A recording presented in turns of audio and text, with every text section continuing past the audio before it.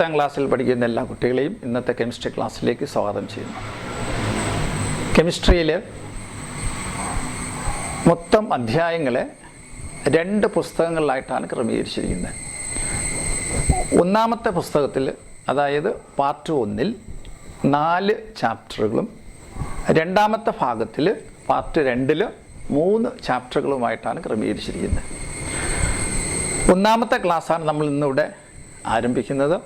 ഒന്നാമത്തെ ചാപ്റ്ററിൻ്റെ പേര് പീരിയോഡിക് ടേബിളും ഇലക്ട്രോൺ കോൺഫിഗറേഷനും. ഇലക്ട്രോൺ കോൺഫിഗറേഷനെ കുറിച്ചും പീരിയോഡിക് ടേബിളിനെ കുറിച്ചും നമ്മൾ മുൻ ക്ലാസ്സുകളിൽ, അതായത് 8-ലും 9-ഉം സ്റ്റാൻഡേർഡുകളിൽ നമ്മൾ അതിൻ്റെ ബേസിക്കലായിട്ട് നമ്മൾ കാര്യങ്ങൾ നമ്മൾ പഠിച്ചിട്ടുണ്ട്. ഇനി നമ്മൾ ഈ വർഷം പഠിക്കാൻ പോകുന്നത് അതിൻ്റെ തുടർച്ചയായിട്ടാണ്. അവിടെ നമ്മൾ കുറേ കാര്യങ്ങൾ, ഇപ്പോൾ ഇലക്ട്രോൺ കോൺഫിഗറേഷനെ കുറിച്ച് പറയുമ്പോൾ ആറ്റത്തിൻ്റെ ഘടന നമുക്ക് പ്രധാനമായിട്ട് അറിയണം. ആറ്റത്തിൻ്റെ ഘടനയെക്കുറിച്ച് നമ്മൾ 8ാം ക്ലാസ് മുതൽ കുറേ കാര്യങ്ങൾ നമ്മൾ പഠിച്ചു കഴിഞ്ഞു. പിന്നെ പീരിയോഡിക് ടേബിളിനെ കുറിച്ച് നമ്മൾ 9ാം ക്ലാസ്സിൽ ആധികാരികമായിട്ട് കുറേ കാര്യങ്ങൾ നമ്മൾ പഠിച്ചു കഴിഞ്ഞു. ആറ്റത്തിൻ്റെ ഘടനയെക്കുറിച്ച് പറയുമ്പോൾ ആറ്റത്തിൻ്റെ മധ്യഭാഗത്തായി ന്യൂക്ലിയസ് കാണപ്പെടും. ന്യൂക്ലിയസിനകത്ത് പ്രോട്ടോണുകളും ന്യൂട്രോണുകളും സ്ഥിതി ചെയ്യും. ന്യൂക്ലിയസിന് വെളിയിലായി വിവിധ ഷെല്ലുകളിലായി ഇലക്ട്രോണുകളെ ക്രമീകരിച്ചിരിക്കും. ഒരിക്കൽ കൂടി, ആറ്റത്തിൻ്റെ മധ്യഭാഗത്തായി ന്യൂക്ലിയസും ന്യൂക്ലിയസിനകത്തായി പ്രോട്ടോണുകളും ന്യൂട്രോണുകളും കാണപ്പെടുന്നു. ന്യൂക്ലിയസിന് പുറത്ത് വിവിധ ഷെല്ലുകളിലായിട്ട് ഇലക്ട്രോണുകളെയാണ് ക്രമീകരിച്ചിരിക്കുന്നത്.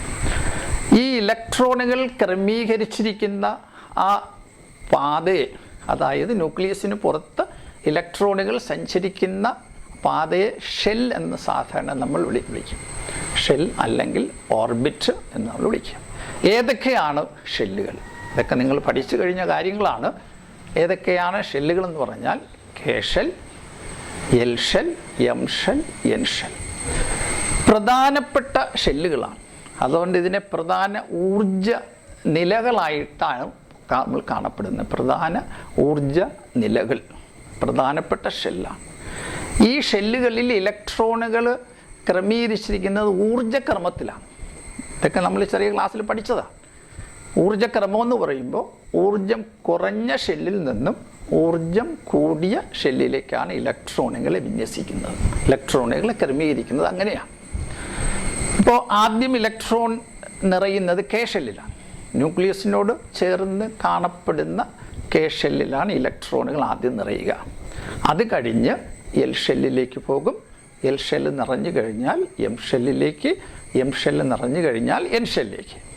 എന്ന് പറഞ്ഞാൽ ന്യൂക്ലിയസിൽ നിന്നും ഷെല്ലുകളുടെ അകലം കൂടുന്നതിനനുസരിച്ച് ഊർജം കൂടുകയും ന്യൂക്ലിയസും ഇലക്ട്രോണുകളും തമ്മിലുള്ള ആ ഡിസ്റ്റൻസ്, അതായത് അകലം കുറയുകയും ചെയ്യും. ഇത് ഈ ഇപ്പോൾ പറഞ്ഞ കാര്യം നിങ്ങളുടെ 10ാം ക്ലാസ്സിലെ ഇപ്പോഴത്തെ ടെസ്റ്റിൽ കാണപ്പെടുന്നു. ഒരിക്കൽ കൂടി അത് പറയാം. ന്യൂക്ലിയസിൽ നിന്നും ഷെല്ലുകളുടെ അകലം കൂടുന്നതിനനുസരിച്ച് ഊർജം കൂടുകയും ന്യൂക്ലിയസും ഇലക്ട്രോണുകളും തമ്മിലുള്ള ഡിസ്റ്റൻസ്, അതായത് അകലം കുറയുകയും ചെയ്യും. അപ്പോൾ ഒരിക്കൽ കൂടി വിവിധ ഷെല്ലുകളെക്കുറിച്ച് ഞാൻ ഇവിടെ പറഞ്ഞു. K shell, L shell, M shell, N shell ഇത് പ്രധാനപ്പെട്ട ഷെല്ലുകളാണ്, അല്ലെങ്കിൽ ഊർജ നിലകളാണ്. താഴ്ന്ന ക്ലാസ്സിൽ നമ്മൾ പഠിച്ചു കഴിഞ്ഞ കാര്യങ്ങളാണ്. ഇനി നമുക്ക് ഈ വർഷം നമുക്ക് വേണ്ടത് ഇതുമായി ബന്ധപ്പെട്ട അടുത്തതാണ്. എന്ന് പറഞ്ഞാൽ ഓരോ ഷെല്ലുകളിലും ഉപഷെല്ലുകളുണ്ട്, അതായത് സബ് ഷെല്ലുകൾ. ഷെല്ലുകളിൽ തന്നെ സബ് ഷെല്ലുകളുണ്ട്.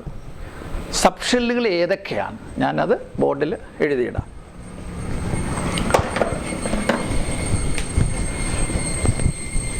പ്രധാനപ്പെട്ട ഷെല്ലുകളാണ് K shell, L shell, M shell, N shell.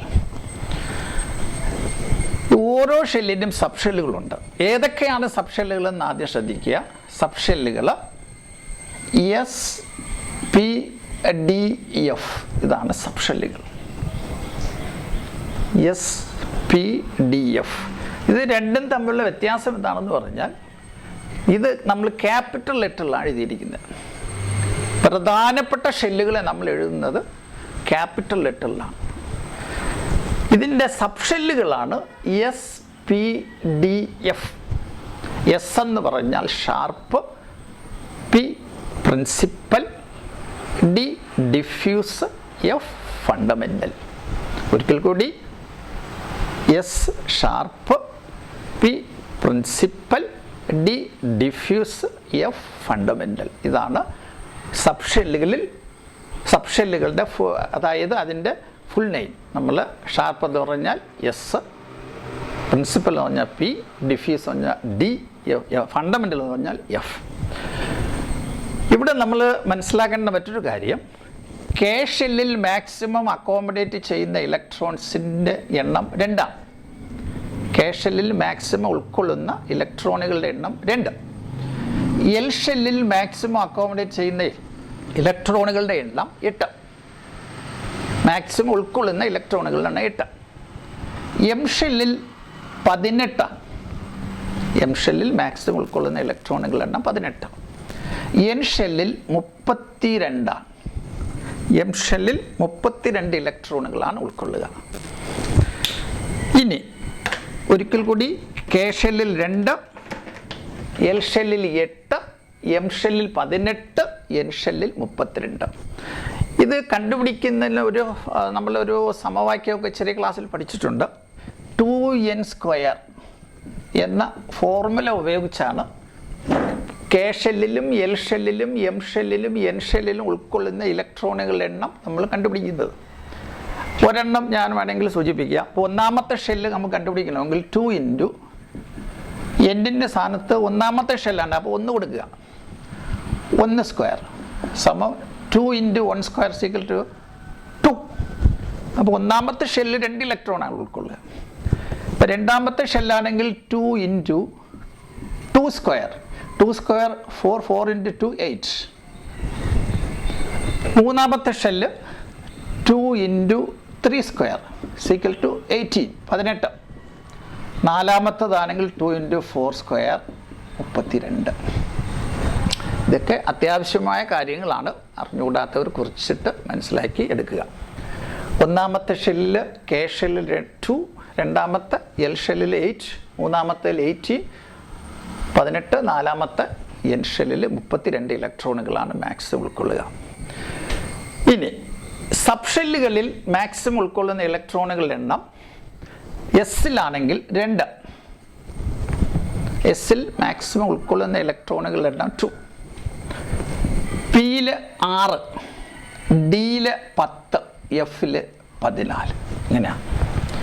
എസ്സിൽ 2, പിയിൽ 6, ഡിയിൽ 10 ഇലക്ട്രോണുകൾ, എഫിൽ 14. കുറിച്ചിട്ട് മനസ്സിലാക്കി പഠിക്കുക. ഇത് പരീക്ഷയ്ക്ക് ചോദിക്കുന്ന കാര്യങ്ങളാണ്. എസ്സിൽ ഉൾക്കൊള്ളുന്ന സബ്ഷെല്ലിൽ ഉൾക്കൊള്ളുന്ന മാക്സിമം ഇലക്ട്രോണുകളുടെ എണ്ണം 2. പി സബ്ഷെല്ലിൽ ഉൾക്കൊള്ളുന്ന ഇലക്ട്രോണുകളുടെ എണ്ണം 6. ഡി സബ്ഷെല്ലിൽ 10, എഫിൽ 14. ഇങ്ങനെയാണ് ഇലക്ട്രോണുകളുടെ ക്രമീകരണം. ഇനി കെക്ക് എത്ര സബ്ഷെല്ലാണ് വരിക? കെക്ക് 1 സബ്ഷെൽ മതിയാവും. കെ കാരണം കെ എന്ന ഷെല്ലിൽ ഉൾക്കൊള്ളുന്ന ഇലക്ട്രോണുകളുടെ എണ്ണം 2 ആണ്.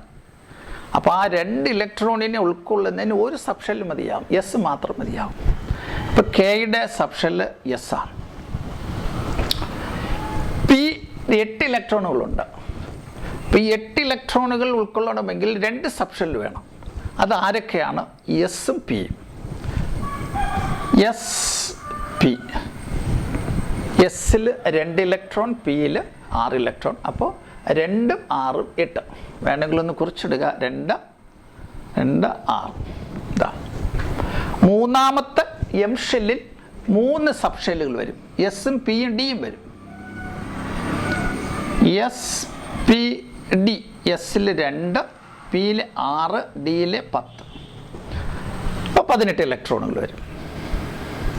എൻ ഷെല്ലിൽ 32 വരണമെങ്കിൽ എസ് പി ഡി എഫ് 2, 6, 10, 14 നമ്മൾ കൂട്ടുമ്പോൾ കറക്റ്റായിട്ട് 32 ഇലക്ട്രോണുകൾ വരും.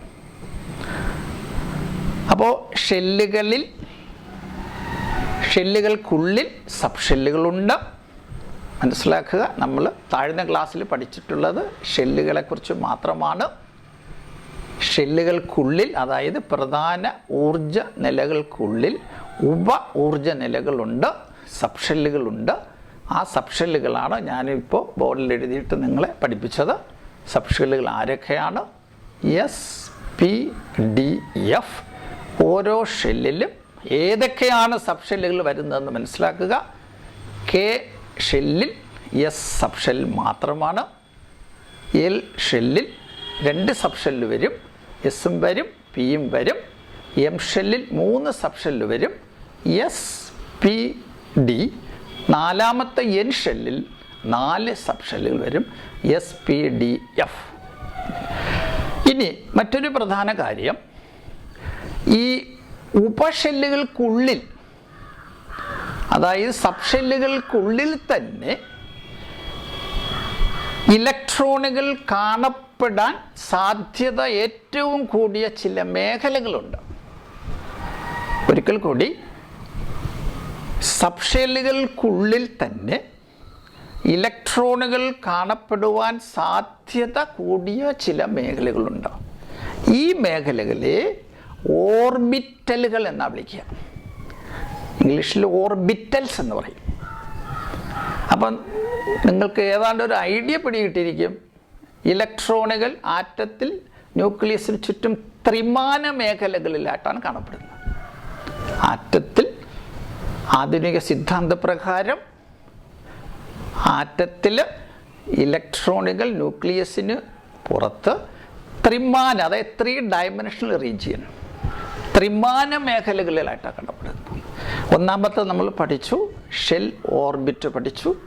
ഇലക്ട്രോണുകൾ കാണപ്പെടുന്ന, ഇലക്ട്രോണുകൾ സഞ്ചരിക്കുന്ന പാത ഷെൽ. രണ്ടാമത് നമ്മൾ പഠിച്ചു ഷെല്ലുകൾക്കുള്ളിൽ തന്നെ ഉപഷെല്ലുകളുണ്ടെന്ന് പഠിച്ചു. ഉപഷെല്ലുകൾ ആരൊക്കെയാണ് നമ്മൾ പഠിച്ചു? എസ് പി ഡി എഫ് പഠിച്ചു. ഈ ഉപഷെല്ലുകൾക്കുള്ളിൽ തന്നെ ഇലക്ട്രോണുകൾ കാണപ്പെടാൻ സാധ്യത ഏറ്റവും കൂടിയ ചില മേഖലകളുണ്ടെന്ന് പറഞ്ഞു. അതിനെ വിളിക്കുന്നതാണ്, ആ മേഖലയെ പറയുന്ന പേരാണ് ഓർബിറ്റലുകൾ അല്ലെങ്കിൽ ഓർബിറ്റൽസ്. ഒരു ഓർബിറ്റലിൽ മാക്സിമം അക്കോമഡേറ്റ് ചെയ്യാൻ പറ്റുന്ന ഇലക്ട്രോണിൻ്റെ എണ്ണം 2ആണ്. ഒരു ഓർബിറ്റലിൽ മാക്സിമം ഉൾക്കൊള്ളാൻ പറ്റുന്ന ഇലക്ട്രോൺ എണ്ണം 2 മനസ്സിലാക്കിക്കൊള്ളണം. അങ്ങനെയാണെങ്കിൽ എസ് സബ് ഷെല്ലിന് എത്ര ഓർബിറ്റലുകൾ വരും? എസ് എന്ന സബ് ഷെല്ലിന് എത്ര ഓർബിറ്റൽ വരും? ഒരു ഓർബിറ്റലേ വരുള്ളൂ. കാരണം എസ്സിൽ 2 ഇലക്ട്രോണാണ് ഉൾക്കൊള്ളുക. അപ്പോൾ ഈ എസ്സിൽ 2 ഇലക്ട്രോൺ ഉൾക്കൊള്ളുമ്പോൾ ഒരു ഓർബിറ്റലിൽ ഉൾക്കൊള്ളുന്ന ഇലക്ട്രോൺ 2ആണ്. അപ്പം ഒരു ഓർബിറ്റലേ വരുള്ളൂ. അപ്പോൾ പിയിൽ എത്ര വരിക? എസ്സിൽ 1 വരുന്നത്, ഒരു ഓർബിറ്റൽ. അപ്പോൾ പിക്ക് എത്ര ഓർബിറ്റൽ വരുന്നു പറയാൻ സാധിക്കുമല്ലോ? പിക്ക് 3 ഓർബിറ്റൽ വരും. കാരണം പിയിൽ ഉൾക്കൊള്ളുന്ന അക്കോമഡേറ്റ് ചെയ്യുന്ന ഇലക്ട്രോൺ 6ആണ്, 6ആണ്. അപ്പോൾ 6ആണെങ്കിൽ 3 ഓർബിറ്റൽ വരും. അപ്പോൾ 3. ഡിയിൽ എത്രയാണ് വരിക? 5 ഓർബിറ്റൽ വരും. ഡിയിൽ 5, എഫിൽ 7. അപ്പോൾ 3 കാര്യങ്ങൾ നമ്മളിവിടെ പഠിച്ചു. ഒന്ന്, ഷെല്ലുകളെക്കുറിച്ച് മനസ്സിലാക്കി. സബ് ഷെല്ലുകളെക്കുറിച്ച് നമ്മൾ മനസ്സിലാക്കി. സബ് ഷെല്ലുകൾക്കുള്ളിൽ ഇലക്ട്രോണുകൾ കാണപ്പെടാൻ സാധ്യത ഏറ്റവും കൂടിയ മേഖലകളെക്കുറിച്ച് പഠിച്ചു. ആ മേഖലകളെ എന്താ വിളിക്കുക എന്ന് പറഞ്ഞാൽ ഓർബിറ്റലുകൾ എന്ന് പറയുന്നത്, ഓർബിറ്റൽസ് എന്ന് പറയും. അത് നമ്മളിവിടെ പറഞ്ഞു.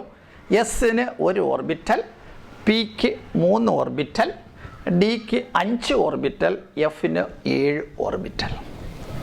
അപ്പം അങ്ങനെ ന്യൂക്ലിയസിന് ചുറ്റും ഇലക്ട്രോണുകൾ സ്ഥിതി ചെയ്യുന്നത് ത്രിമാന മേഖലകളിലാണ് ഇലക്ട്രോണുകൾ കാണപ്പെടുന്നത്. 3 ഡയമെൻഷണൽ റീജിയൻ. ത്രിമാന മേഖലകളിലായിട്ടാണ് ഇലക്ട്രോണുകൾ സ്ഥിതി ചെയ്യുന്നത്. ഇതാണ് ആറ്റത്തിനെ കുറിച്ചുള്ള നമ്മൾ പ്രധാനമായിട്ടും അറിഞ്ഞിരിക്കേണ്ട കാര്യങ്ങൾ.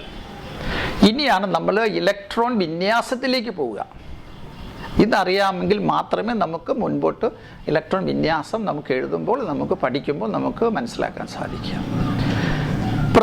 നമ്മൾ 8ാം ക്ലാസ്സിൽ നമ്മൾ പഠിച്ചത്, ആദ്യം നമ്മൾ പഠിച്ച ഇലക്ട്രോൺ വിന്യാസം മെയിൻ ഷെല്ലിൻ്റെയാണ്. ഇപ്പം നമ്മൾ നേരത്തെ ഒരു എലമെൻറ്റിൻ്റെ അറ്റോമിക് നമ്പർ, ഇപ്പോൾ സോഡിയത്തിൻ്റെ അറ്റോമിക് നമ്പർ 11 വരുമ്പോൾ നമുക്ക് 11 ഇലക്ട്രോണിന് 11 അറ്റോമിക് നമ്പർ 11 ആകുമ്പോൾ 11 പ്രോട്ടോൺ 11 ഇലക്ട്രോൺ. ഈ 11 ഇലക്ട്രോണിനെ നമ്മൾ എങ്ങനെയാണ് ഷെല്ലിലേക്ക് മാറ്റുക? ആദ്യത്തെ ഷെല്ലിൽ നമുക്കറിയാം 2. ഒന്നാമത്തെ ഷെല്ലിൽ 2 ഇലക്ട്രോണുകൾ സഞ്ചരിക്കും. ആദ്യത്തെ ഷെല്ലിൽ കെ ഷെല്ലിൽ.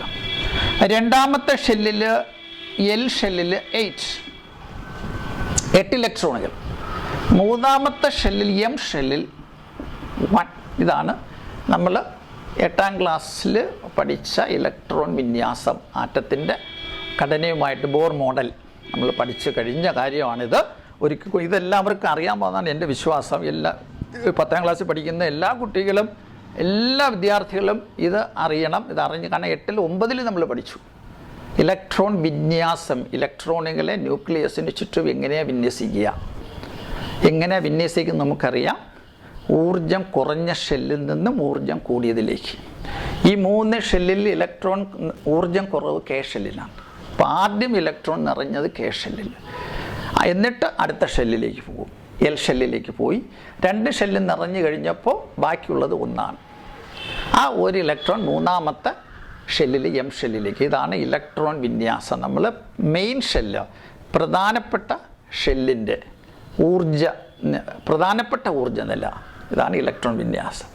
ഇനി നമുക്ക് ഈ 10ാം ക്ലാസ്സിൽ നമുക്ക് പഠിക്കേണ്ടത് ഇതിൻ്റെ സബ്ഷെൽ ഇലക്ട്രോൺ വിന്യാസമാണ്. സബ്ഷെൽ ഇലക്ട്രോൺ വിന്യാസം എങ്ങനെയാണെന്നാണ് നമുക്കിവിടെ പഠിക്കേണ്ടത്. അപ്പോൾ 10ാം ക്ലാസ്സിൽ പഠിക്കുന്ന നിങ്ങളെല്ലാവരും ചെയ്യേണ്ടത്, ക്ലാസ് ശ്രദ്ധിച്ചുകൊണ്ടിരിക്കുന്ന എല്ലാവരും ചെയ്യേണ്ടത്, 1 മുതൽ അറ്റോമിക് നമ്പർ 1 മുതൽ നിങ്ങൾക്ക് അറിയാവുന്നിടത്തോളം അറ്റോമിക് നമ്പർ ഒരു 20 വരെയെങ്കിലും ഉള്ള മൂലകത്തിൻ്റെ ഇലക്ട്രോൺ വിന്യാസം, മെയിൻ ഷെല്ല്, പ്രധാന ഷെല്ലിൻ്റെ ഇലക്ട്രോൺ വിന്യാസം നോട്ട്ബുക്കിൽ എഴുതി പഠിക്കുക, നോട്ട്ബുക്കിൽ എഴുതി നോക്കുക. നോട്ട്ബുക്കിൽ എഴുതി നോക്കണം. ഇതറിയാമെങ്കിൽ മാത്രമേ അടുത്ത ഇതിലേക്ക് നമുക്ക് പോകാൻ പറ്റുള്ളൂ. ഇനി നമുക്ക് സബ്ഷെൽ ഇലക്ട്രോൺ വിന്യാസം നോക്കാം. സബ്ഷെല്ലിനെ കുറിച്ച് ഞാൻ ഇവിടെ പറഞ്ഞു. കെയുടെ സബ്ഷെൽ എസ്, ഇത് വളരെ പ്രധാനമായിട്ട് അറിഞ്ഞിരിക്കേണ്ടതാണ്. എല്ലിൻ്റെ സബ്ഷെൽ എസും പിയും. ഇവിടെയും ഇലക്ട്രോണുകൾ നിറയുന്നതാണ്, ഇലക്ട്രോണുകൾ വിന്യസിക്കുന്നത് ഊർജക്രമത്തിൽ തന്നെയാണ്. നമ്മൾ പ്രധാന ഷെല്ലിലും ഊർജക്രമം തന്നെയാണ്, ഇവിടെ അത് തന്നെയാണ്. ഊർജക്രമത്തിലാണ് ഇലക്ട്രോണുകൾ വിന്യസിക്കുന്നത്. ഊർജക്രമം, ഊർജം കുറഞ്ഞതിൽ നിന്നും ഊർജം കൂടിയതിലേക്ക്. അപ്പോൾ അതിന് നമ്മുടെ പുസ്തകത്തിൽ ഒരു ഊർജക്രമത്തിൻ്റെ ഒരു ചാർട്ടുണ്ട്. ഈ പുസ്തകമുള്ളവർക്ക് നോക്കുമ്പോൾ അറിയാൻ സാധിക്കും. ആ ചാർട്ട് ഞാൻ ഒന്ന് ജസ്റ്റായിട്ട് ബോർഡിൽ ഒന്ന് എഴുതിയിടാം. ബോർഡ് ജസ്റ്റായിട്ട് പുസ്തകത്തിലുണ്ട്, എങ്കിൽ ഞാനൊന്ന് എഴുതിയിടാം.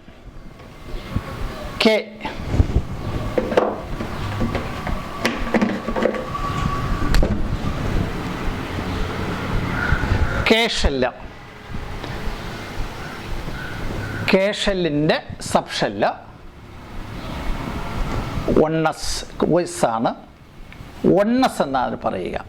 ഈ ഒന്നാമത്തത് സൂചിപ്പിക്കുന്നത് കെ ഷെല്ലിനെ സൂചിപ്പിക്കുക. ഒന്നാമത്തെ കെയുടെ സബ്ഷെല്ലാണ് 1s. ഇതിന് 1s എന്നാണ് പറയുക. കെയുടെ സബ്ഷെൽ എസ് ആണ്, പക്ഷേ അതിന് 1s എന്നാണ് സൂചിപ്പിക്കുന്നത്. രണ്ടാമത്തെ നമ്മൾ സൂചിപ്പിക്കുന്നത് 2s 2p എന്നാണ്. രണ്ടാമത്തത് 2s 2p. മൂന്നാമത്തെ എം ഷെല്ലിന് 3s 3p 3d എന്നാണ്. N shell 4s 4p 4d 4f ഞാൻ സൂചിപ്പിക്കും. കെയുടെ 1s, എല്ലിൻ്റെ 2s 2p, എമ്മിന് 3s 3p 3d, എന്നിന് 4s 4p 4d 4f. അഞ്ചാമത്തെ ഷെല്ലിനാണെങ്കിൽ ഇങ്ങനെ വരിക 5s 5p 5d 5f. നിങ്ങൾക്കിപ്പോൾ അതിൻ്റെ ആവശ്യം വരില്ല എങ്കിലും എഴുതിയിടുക. ആറാമത്തതാണെങ്കിൽ 6s 6p 6d 6f ഇങ്ങനെയാണ്. ഏഴാമത്തത് 7s 7p 7d 7f. ഇവിടെയും ഊർജ്ജക്രമം എന്ന് പറയുമ്പോൾ ഞാൻ ജസ്റ്റായിട്ടൊന്ന് വരച്ചങ്ങ് വിടാം. ഇപ്പോൾ പുസ്തകത്തിലുണ്ട്, ടെസ്റ്റിലുണ്ട്.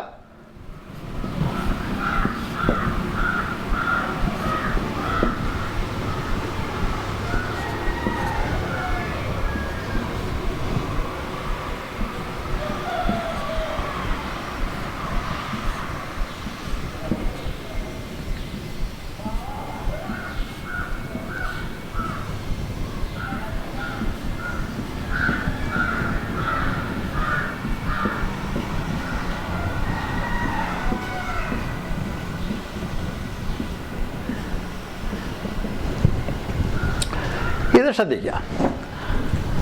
ഇപ്പോൾ ആദ്യം ഫില്ല് ചെയ്യുന്നത് ഇലക്ട്രോൺ നിറയുന്നത് കെയിലാണ്. അപ്പോൾ കെയിൽ വരുമ്പോൾ ആദ്യം നിറയുക ഏത് സബ്ഷെല്ലായിരിക്കും? 1s ആയിരിക്കും. ഈ ഒന്ന് ഒരിക്കൽ കൂടി കെയെ സൂചിപ്പിക്കുന്നതാണ്. ഇപ്പോൾ രണ്ടാമത്തെ ഷെല്ല് വരുമ്പോൾ ഈ രണ്ട് സൂചിപ്പിക്കുന്നത് എല്ലിനെയാണ്. എല്ലിൻ്റെ സബ്ഷെല്ലുകളാണ് 2s 2p. എമ്മിൻ്റെ വരുമ്പോൾ അത് ശ്രദ്ധിക്കണം, 3s 3p 3d. ഇനി അപ്പോൾ ആദ്യം ഇലക്ട്രോൺ നിറയുന്നത് 1sലാണ്. 1s നിറഞ്ഞു കഴിഞ്ഞാൽ അടുത്ത് പോകുന്നത്, അടുത്ത ഊർജം കൂടുതൽ 2sലേക്കാണ്. 2s ഇലക്ട്രോണുകൾ നിറഞ്ഞു കഴിഞ്ഞാൽ അടുത്ത് 2p ആണ്. 2p നിറഞ്ഞു കഴിയുമ്പോൾ 3sലേക്ക് പോകും ഇലക്ട്രോൺ. 3s നിറഞ്ഞു കഴിഞ്ഞാൽ 3p. 3pയിൽ ഇലക്ട്രോൺ നിറഞ്ഞു കഴിഞ്ഞാൽ 3d അല്ല. ആ ലൈനിൽ 3p കഴിഞ്ഞാൽ 4s ആണ്. ഈ ഓരോരോ ആരോ മാർക്ക് ഇട്ടിരിക്കുന്നത് പ്രത്യേകം ശ്രദ്ധിക്കുക. 3p നിറഞ്ഞാൽ 4sലേക്കാണ് ഇലക്ട്രോൺ നിറയുന്നത്. 4s നിറഞ്ഞു കഴിഞ്ഞാൽ 3d നിറഞ്ഞിട്ട് 4s നിറഞ്ഞിട്ട് 3dയിൽ പോവുള്ളൂ. അതിൻ്റെ അർത്ഥം എന്താണ്? 4sനേക്കാൾ ഊർജം കൂടുതലാണ് 3dക്ക്. 3dയേക്കാൾ ഊർജം കുറവാണ് 4sന്.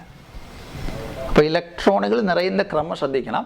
4s നിറഞ്ഞു കഴിഞ്ഞാൽ അടുത്ത് പോകുന്നത് 3dയിലേക്കാണ്. 3d നിറഞ്ഞാൽ 4p. 4p കഴിഞ്ഞാൽ 4d അല്ല, 4p നിറഞ്ഞാൽ 5s. 5s നിറഞ്ഞിട്ട് അടുത്ത് പോകുന്നത് 4d. 4d കഴിഞ്ഞാൽ 5p. 5p കഴിഞ്ഞാൽ 6s. ഇതാണ് ഊർജം നിറയുന്ന ക്രമം. 10ാം ക്ലാസ്സിൽ പഠിക്കുന്ന കുട്ടികൾക്ക് ഏറ്റവും അത്യാവശ്യമായ കാര്യമാണിത്. ഞാൻ ഇപ്പോൾ ഈ ബോർഡിൽ എഴുതിയിട്ടിരിക്കുന്ന ഈ ഊർജക്രമത്തിൻ്റെ ചാർട്ട് ഒരിക്കൽ കൂടി. കെയുടെ സബ്ഷെല്ലിൽ 1sലാണ് ആദ്യം ഇലക്ട്രോൺ നിറയുന്നത്. 1s നിറഞ്ഞു കഴിഞ്ഞാൽ എല്ലിൻ്റെ ആദ്യത്തെ 2sലേക്ക്. 1s നിറഞ്ഞു കഴിഞ്ഞാൽ എല്ലിൽ ആദ്യത്തെ 2s നിറഞ്ഞിട്ട് പിന്നെ 2p നിറഞ്ഞു കഴിഞ്ഞാൽ അടുത്ത് എമ്മിൻ്റെ 3s. എമ്മിൻ്റെ 3s നിറഞ്ഞു കഴിഞ്ഞാൽ അടുത്ത് 3p നിറഞ്ഞു കഴിഞ്ഞാൽ അടുത്ത് 3d അല്ല. ശ്രദ്ധിക്കുക, ഇവിടെ വരുമ്പോൾ ശ്രദ്ധിക്കണം. 3p നിറഞ്ഞു കഴിഞ്ഞാൽ 3dയിലേക്ക് പോകരുത്. 3pയേക്കാൾ ഊർജം കൂടുതൽ 4s ആണ്. 4sനേക്കാൾ കൂടുതലാണ് 3d. അപ്പോൾ 4s നിറഞ്ഞിട്ടേ 3dയിൽ പോവുള്ളൂ. 3d കഴിഞ്ഞാൽ 4p കഴിഞ്ഞാൽ 5s. അപ്പോൾ ഈ വരച്ചിരിക്കുന്ന ഈ ആരോ മാർക്കുകൾ നിങ്ങളൊന്ന് ശ്രദ്ധിക്കുക. നിങ്ങളുടെ പുസ്തകത്തിലും വ്യക്തമായിട്ട് ഇങ്ങനെ ചാർട്ട് വരച്ച് ഇട്ടിട്ടുണ്ട്. ഇത് വെച്ചിട്ട് നമുക്ക് ഏത് എലമെൻറ്റിൻ്റെ, ഏത് മൂലകത്തിൻ്റെ വേണമെങ്കിലും സബ്ഷെൽ ഇലക്ട്രോൺ വിന്യാസം നമുക്ക് എഴുതാൻ സാധിക്കും. ഇതറിയാമെങ്കിൽ നമുക്ക് ഈ ഊർജ്ജക്രമം അറിയാമെങ്കിൽ നമുക്കത് എഴുതാൻ സാധിക്കുകയുള്ളൂ. ഒരിക്കൽ കൂടി ശ്രദ്ധിക്കുക. ഈ ഊർജ്ജക്രമത്തിൻ്റെ ചാർട്ട് പ്രധാനമായിട്ട് മനസ്സിലാക്കുക. ഒരിക്കൽ കൂടി ഞാനിത് പറയുന്നു. കെ ഷെല്ലിൽ പ്രധാനപ്പെട്ട ഷെല്ലാണ്, അതിൻ്റെ സബ്ഷെല്ലാണ് 1s. 1s. അപ്പോൾ ഇലക്ട്രോണുകൾ ആദ്യം നിറയുന്നത് 1sലാണ്. നിങ്ങൾ ഇലക്ട്രോൺ വിന്യാസം എഴുതുമ്പോൾ ഇലക്ട്രോൺ കോൺഫിഗറേഷനിൽ വരുമ്പോൾ ആദ്യം നിറയുന്നത് 1sലാണ്. 1s നിറഞ്ഞിട്ട് അടുത്ത് ശ്രദ്ധിക്കുക എല്ലിലാണ്. എല്ലിൽ വരുമ്പോൾ എൽ ഷെല്ലിൽ വരുമ്പോൾ എൽ ഷെല്ലിൻ്റെ സബ് ഷെല്ല് അതായത് 2s ആദ്യം നിറയും. 2s നിറഞ്ഞിട്ട് 2p, അതായത് ഊർജ്ജക്രമത്തിൽ വരുമ്പോൾ 2s കഴിഞ്ഞാൽ 2p നിറഞ്ഞിട്ട് അടുത്ത് 3s, എം ഷെല്ലിൻ്റെ 3s നിറഞ്ഞിട്ട് 3p ആണ്. 3p നിറഞ്ഞിട്ട് 3Dയിലേക്ക് ഇലക്ട്രോണുകൾ പോവില്ല. 3p കഴിഞ്ഞാൽ ഇലക്ട്രോൺ നിറയുന്നത് 4sലാണ്. 3p നമ്മൾ ഈ ആരോ മാർക്ക് ശ്രദ്ധിക്കുക. 3p നിറഞ്ഞു കഴിഞ്ഞാൽ 4s ആണ്. 4sനേക്കാൾ ഊർജം കൂടുതലാണ് 3D. അപ്പോൾ 3D 4s ഇത് രണ്ട് പേരിൽ ഊർജം കൂടുതൽ കുറവ് ആർക്കെന്ന് ചോദിച്ചാൽ ഓർമ്മ വേണം. ഊർജം കൂടുതൽ 3Dക്കും ഊർജം കുറവ് 4sനുമാണ്. പരീക്ഷയ്ക്ക് 1 വേർഡിനൊക്കെ ചോദിക്കുന്ന ക്വസ്റ്റ്യനാണ്. 3D 4s ഊർജം കൂടുതൽ 3Dക്കും ഊർജം കുറവ് 4s ആണ്. 4s നിറഞ്ഞിട്ട് 3Dയിലേക്ക് പോകും. 3D നിറഞ്ഞിട്ട് അടുത്ത് 4p 5s. ഇങ്ങനെയാണ് ഊർജ്ജക്രമം. ഈ ചാർട്ട് നോക്കിയിരുന്നാൽ കറക്റ്റായിട്ട് നമുക്ക് ഇലക്ട്രോണുകൾ എഴുതാൻ സാധിക്കും. അപ്പോൾ ഞാൻ 1-2 മൂലകത്തിൻ്റെ ഇലക്ട്രോൺ വിന്യാസം നമുക്കിവിടെ എഴുതി നോക്കാം. സോഡിയത്തിൻ്റെ അറ്റോമിക് നമ്പർ 11. നമ്മൾ പ്രധാനപ്പെട്ട ഇലക്ട്രോൺ വിന്യാസം എഴുതുമ്പോൾ എങ്ങനെ എഴുതുക എന്ന് പറഞ്ഞാൽ 281 ഇതാണ് പ്രധാന ഷെല്ല്. അതായത് കെ ഷെല്ലിലും എൽ ഷെല്ലിലും എം ഷെല്ലിലും പ്രധാനപ്പെട്ട ഷെല്ലിൻ്റെയാണ്. നമുക്കിതിൻ്റെ സബ് ഷെല്ലിലേക്ക് എങ്ങനെ മാറ്റി എഴുതാം? സബ് ഷെല്ലിൽ എഴുതുമ്പോൾ നമ്മൾ നേരത്തെ പറഞ്ഞു കെയുടെ 1s ആണ്. അപ്പോൾ 1s ആദ്യം എഴുതുക. 1s എഴുതി. എത്ര ഇലക്ട്രോണാണ് എസ്സിൽ നിറയുക എന്ന് ഓർമ്മ വേണം. എസ്സിൽ 2 ഇലക്ട്രോണാണ്. അത് ആ 2 ഇലക്ട്രോൺ ഇടുന്നത് എസിൻ്റെ മുകളിലാണ്, അതായത് ഈ ഭാഗത്താണ്. ഇതിനെ നമ്മൾ പറയുന്നത് 1s2 എന്നാണ്. 1s2 എന്ന് പറയും. അടുത്ത 8 ഇലക്ട്രോണാണ്. അപ്പോൾ കെ ഷെല്ല് ഇവിടെ കംപ്ലീറ്റ് ആയി കഴിഞ്ഞു. കെ ഷെല്ല് പൂർത്തിയായി കഴിഞ്ഞു. കെ ഷെല്ല് 2 ഇലക്ട്രോൺ ഉണ്ട്. അത് എസിലേക്ക് പോയി 1sലേക്ക് കെയുടെ സബ്ഷെല്ലായ 1sലേക്ക് പോയി 1s 2 ഇലക്ട്രോൺ ആയി കഴിഞ്ഞു. ഇനി നമുക്ക് 8 ഇലക്ട്രോണിനെ അടുത്ത സബ്ഷെല്ലിലേക്ക് മാറ്റാം. എൽ ഷെല്ലിൽ അതിൽ ആദ്യം ഏതാണ് ഫില്ല് ചെയ്യുക, ഏതാണ് നിറയുക? 2s. അപ്പോൾ 2s 2sൽ 2 ഇലക്ട്രോൺ മാത്രമേ 2sൽ മാക്സിമം അക്കോമഡേറ്റ് ചെയ്യുള്ളൂ, ഉൾക്കൊള്ളുകയുള്ളൂ. അപ്പോൾ ആ 2 ഇവിടെ എഴുതുക. ആ 2 എഴുതി. അപ്പോൾ 2 കഴിഞ്ഞാൽ പിന്നെ ഇവിടെ 6. അത് അടുത്ത 2pയിലേക്കാണ്. അപ്പോൾ 2p6. അപ്പോൾ കെ ഷെല്ലായി എൽ ഷെല്ലായി. കെ ഷെല്ല് കംപ്ലീറ്റ് ആയി, എൽ ഷെല്ല് കംപ്ലീറ്റ് ആയി. ഇനി 1 ഇലക്ട്രോൺ ഉള്ളത് മൂന്നാമത്തെ എം ഷെല്ലിലെ 3sലേക്കാണ്. അപ്പോൾ അത് 3s ഇടുക. ഇവിടെ എത്ര ഇലക്ട്രോണ് ബാക്കിയുള്ളത്? 1 ആണ്. ആ 1 അവിടെ എഴുതുക. ഇനി നമുക്ക് പറയുന്ന രീതി ശ്രദ്ധിക്കുക. 1s2 2s2 2p6 3s1 ഇതാണ് സബ്ഷെൽ ഇലക്ട്രോൺ വിന്യാസം. അറ്റോമിക് നമ്പർ 11 സോഡിയത്തിൻ്റെ സബ്ഷെൽ ഇലക്ട്രോൺ വിന്യാസം ഇലക്ട്രോണിക് കോൺഫിഗറേഷൻ എഴുതാൻ പറഞ്ഞാൽ 1s2 2s2 2p6 3s1. പ്രധാന ഷെല്ല് വരുമ്പോൾ 281. ഇനി ഒരെണ്ണം കൂടി 12 നമുക്ക് എങ്ങനെ എഴുതാം? 12 അറ്റോമിക് നമ്പർ 12. ഇതേ രീതിയിൽ നമുക്ക് എങ്ങനെ എഴുതുക? മെയിൻ ഷെല്ലാണെങ്കിൽ പ്രധാനപ്പെട്ട ഷെല്ലാണ് 282. ഈ 282 നമുക്ക് എങ്ങനെയാണ് സബ് ഷെല്ലിലേക്ക് മാറ്റുക? 2 ഇലക്ട്രോൺ കെ ഷെല്ലാണ്. കെയുടെ 1s2 നമ്മൾ എഴുതി. അടുത്ത് 8 ഇലക്ട്രോൺ രണ്ടാമത്തെ ഷെല്ലിലാണ്. അതിൽ ആദ്യം നിറയുന്നത് 2ലാണ്. അപ്പോൾ 2s2. ബാക്കി 6 ഉണ്ട്. 6 നിറയുന്നത് 2pയിലാണ്. അപ്പോൾ 2p6. ഈ 2 ഇലക്ട്രോൺ മൂന്നാമത്തെ ഷെല്ലിൽ 3sലാണ്. 3s2. അപ്പോൾ സബ് ഷെൽ എഴുതുമ്പോൾ ശ്രദ്ധിക്കാണ്ടോ 2 8 2 കറക്റ്റായി. ഇനി 13 നമുക്ക് എങ്ങനെ എഴുതുക? 13 വരുമ്പോൾ ശ്രദ്ധിക്കുക, 283 ആണ്. ഈ 283 കഴിയുമ്പോൾ നമുക്ക് ഇപ്പോൾ 2 ഒന്നാമത്തെ തന്നെയാണ് 1s2. 8 വരുമ്പോൾ നമുക്കറിയാം 2s2.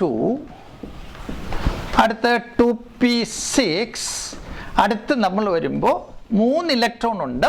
ഈ 3 ഇലക്ട്രോൺ മൂന്നാമത്തെ ഷെല്ലിൽ ആദ്യം 3s ആണ്. 3s2 2ആണ്. ബാക്കി എത്രയുണ്ട്? 3ൽ 1, അത് 3pയിലാണ്. അപ്പോൾ 3p1. ഇതാണ് സബ്ഷെൽ ഇലക്ട്രോൺ വിന്യാസം, സബ്ഷെൽ ഇലക്ട്രോണിക് കോൺഫിഗറേഷൻ എഴുതുന്ന രീതി.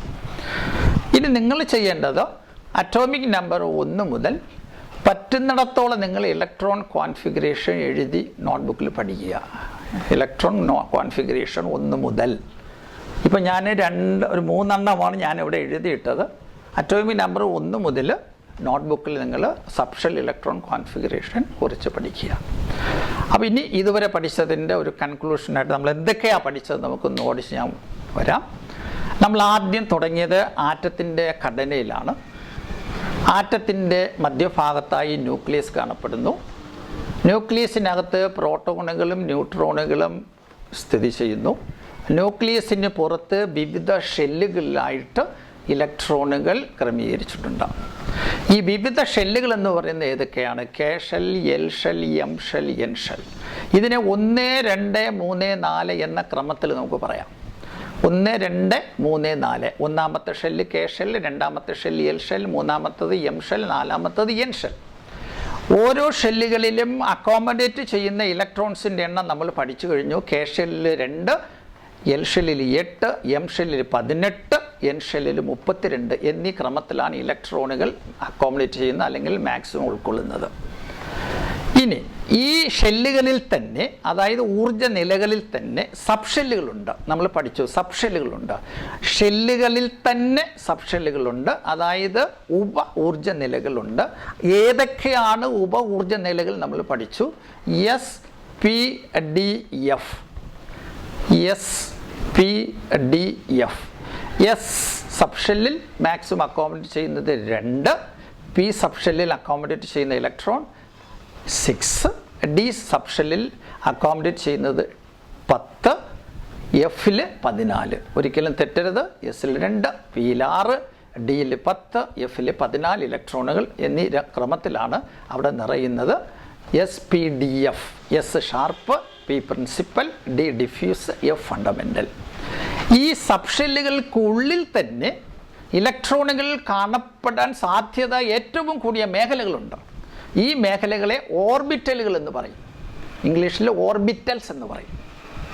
അങ്ങനെ 3, അതായത് ത്രിമാന മേഖലകളിലായിട്ടാണ് ന്യൂക്ലിയസിൽ ഇലക്ട്രോണുകൾ ക്രമീകരിച്ചിരിക്കുന്നത്. ത്രിമാന മേഖല, 3 ഡയമെൻഷണൽ റീജിയൻ. ഷെല്ല്, സബ്ഷെല്ലുകൾ, ഓർബിറ്റലുകൾ. ഒരു ഓർബിറ്റലിൽ മാക്സിമം അക്കോമഡേറ്റ് ചെയ്യാൻ പറ്റുന്ന ഇലക്ട്രോണിൻ്റെ എണ്ണം 2 ആണ്. അങ്ങനെയാണെങ്കിൽ എസ് സബ്ഷെല്ലിന് എത്ര ഓർബിറ്റൽ വരും? 1. എസ് സബ്ഷെല്ലിന് 1 ഓർബിറ്റലും, അടുത്ത പി സബ്ഷെല്ലിന് 3 ഓർബിറ്റലുകളും, ഡി സബ്ഷെല്ലിന് 5 ഓർബിറ്റലുകളും, എഫ് സബ്ഷെല്ലിന് 7 ഓർബിറ്റലുകളും കാണപ്പെടുന്നു. അപ്പോൾ ആ 3 ക്രമവും ഞാൻ ഇവിടെ പറഞ്ഞു കഴിഞ്ഞു. ഷെല്ല്, സബ്ഷെല്ല്, ഓർബിറ്റലുകൾ. ഇനി നമുക്ക് പ്രധാനപ്പെട്ട ഷെല്ലിലെ സബ്ഷെൽ ഇലക്ട്രോൺ വിന്യാസം നമ്മൾ താഴെ ക്ലാസ്സിലും പഠിച്ചു, നമ്മൾ ഇവിടെയും സൂചിപ്പിച്ചു. പ്രധാനപ്പെട്ട ഷെല്ലുകളിലെ ഇലക്ട്രോൺ വിന്യാസം അറിയാമെങ്കിൽ മാത്രമേ നമുക്ക് സബ്ഷെല്ലിലേക്ക് വരാൻ സാധിക്കുകയുള്ളൂ. സബ്ഷെല്ലുകളെ സംബന്ധിച്ചിടത്തോളം നിങ്ങൾ അറിഞ്ഞിരിക്കേണ്ട ഒരു പ്രധാന കാര്യം, കെയ്ക്ക് 1 സബ്ഷെല്ലാണ്. കെയിൽ 2 ഇലക്ട്രോൺ ഉൾക്കൊള്ളും. ആ 2 ഇലക്ട്രോൺ ഉൾക്കൊള്ളുന്നതിന് 1 സബ്ഷെൽ. രണ്ടാമത്തെ ഷെല്ലാണ് 1, 2. അതിന് ക്രമ നമ്പറാണ് സബ്ഷെല്ലിൻ്റെ എണ്ണം. ഇപ്പോൾ ഒന്നാമത്തെ ഷെല്ലാണെങ്കിൽ കെ 1 സബ്ഷെൽ, രണ്ടാമത്തത് എൽ ഷെൽ, എൽ ഷെല്ലിന് 2 സബ്ഷെൽ, മൂന്നാമത്തെ എം ഷെൽ, അതിന് 3 സബ്ഷെൽ, നാലാമത്തതിന് 4 സബ്ഷെൽ. ഏതൊക്കെയാണെന്ന് ഒരിക്കൽ കൂടി പറയാം. കെയ്ക്ക് എസ്, എല്ലിന് എസും പിയും, എമ്മിന് SPD, എന്നിന് SPDF. ഇതാണ് സബ്ഷെല്ലുകളുടെ ക്രമീകരണം. അങ്ങനെയാണ് സബ്ഷെല്ലുകളിൽ കാര്യങ്ങൾ നമ്മളിവിടെ മനസ്സിലാക്കി കഴിഞ്ഞു.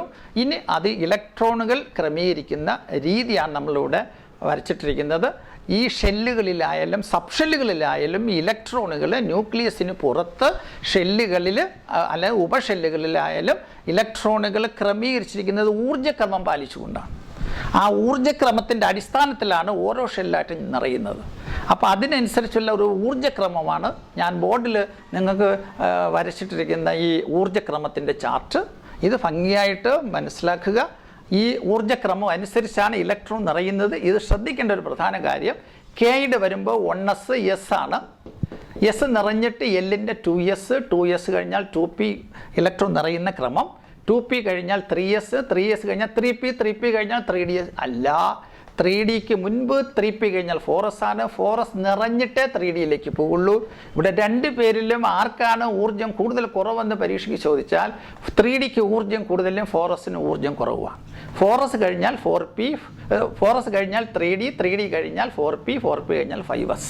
ഈ ക്രമത്തിൽ ഇലക്ട്രോണുകളെ ക്രമീകരിക്കേണ്ട രീതികൾ മനസ്സിലാക്കി എഴുതി പഠിക്കുക. നമ്മളിവിടെ ഒരു 3, 4 ഞാനിവിടെ എഴുതിയിട്ട് കഴിഞ്ഞു. ബാക്കി 1 മുതൽ ഉള്ള മൂലകത്തിൻ്റെ ഇലക്ട്രോൺ വിന്യാസം നിങ്ങൾ സബ്ഷെൽ ഇലക്ട്രോൺ നോട്ട്ബുക്കിൽ കുറിക്കുക. നോട്ട്ബുക്കിൽ കുറിക്കേണ്ട കാര്യങ്ങൾ, 1 നിങ്ങൾ ആദ്യം മെയിൻ ഷെല്ലിൻ്റെ ഇലക്ട്രോൺ വിന്യാസം കുറിക്കുക. 1 മുതൽ ഒരു 20 വരെയെങ്കിലുള്ള മൂലകത്തിൻ്റെ മെയിൻ ഷെല്ല് ഇലക്ട്രോൺ വിന്യാസം ആദ്യം കുറിക്കുക. അതിനുശേഷം സബ്ഷെൽ ഇലക്ട്രോൺ വിന്യാസം കുറിക്കുക. സബ്ഷെൽ ഇലക്ട്രോൺ വിന്യാസം എഴുതി പഠിക്കുക. സബ്ഷെൽ വിന്യാസം എഴുതുമ്പോൾ ശ്രദ്ധിക്കുക. ഒന്നാമത്തെ മൂലകം ഹൈഡ്രജൻ്റെ വരുമ്പോൾ ശ്രദ്ധിക്കേണ്ടത്, ഹൈഡ്രജൻ അറ്റോമിക് നമ്പർ 1 ആണ്. 1 വരുമ്പോൾ ഇലക്ട്രോൺ 1, ആ 1 കെ ഷെല്ലിലാണ്. അപ്പോൾ എങ്ങനെ എഴുതാമെന്ന് മനസ്സിലായി കാണും. 1s1 ഇങ്ങനെയാണ് എഴുതുന്നത്. മുകളിൽ എഴുതുന്നത് ഇലക്ട്രോണിൻ്റെ എണ്ണമാണ്. ഇത് പ്രധാന ഷെല്ലിൻ്റെ എണ്ണം, നമ്പർ സൂചിപ്പിക്കുക. അതിൻ്റെ സബ്ഷെൽ. ഇപ്പോൾ രണ്ടാമത്തത് വരുമ്പോൾ ഹീലിയമാണ്. ഹീലിയത്തിൻ്റെ അറ്റോമിക് നമ്പർ 2, 2 ആണ്. അത് 2 ഇലക്ട്രോൺ എങ്ങനെ എഴുതുക? കെ ഷെല്ലിലാണ്. അപ്പോൾ 1s2. അടുത്ത് 3 വരുമ്പോൾ മെയിൻ ഷെല്ല് വരുമ്പോൾ 2, 1 വരുമ്പോൾ എങ്ങനെ എഴുതുക? 2 കെ ഷെല്ലാണ്. കെ ഷെല്ല് വരുമ്പോൾ 1s2. അടുത്ത് വരുമ്പോൾ അടുത്ത ഷെല്ലിലാണ്. അപ്പോൾ രണ്ടാമത്തിൽ ആരാണ്? എസ് ആണ് ആദ്യം. അപ്പോൾ S1. ഇതുപോലെ ബാക്കി മൂലകങ്ങൾ നോട്ട്ബുക്കിൽ കുറിച്ച് പഠിക്കുക. അപ്പോൾ ഇതുവരെ ശ്രദ്ധിച്ച കാര്യങ്ങൾ നമ്മൾ നേരത്തെ ഉള്ളതിൻ്റെ തുടർച്ചയാണ്. 8, 9 തുടർച്ചയാണ് നമ്മളിപ്പോൾ പഠിച്ചുകൊണ്ടിരിക്കുന്നത്. കാര്യങ്ങൾ മനസ്സിലാക്കുക, ഇത് എഴുതി പഠിക്കുക. ഇന്നത്തെ ക്ലാസ്സിൽ തൽക്കാലം നമുക്ക് ഇവിടെ അവസാനിപ്പിക്കാം. അടുത്ത ക്ലാസ്സിൽ വരുമ്പോൾ ഇതിൻ്റെ ബാക്കി നമുക്ക് കണ്ടിന്യൂ ചെയ്യാം.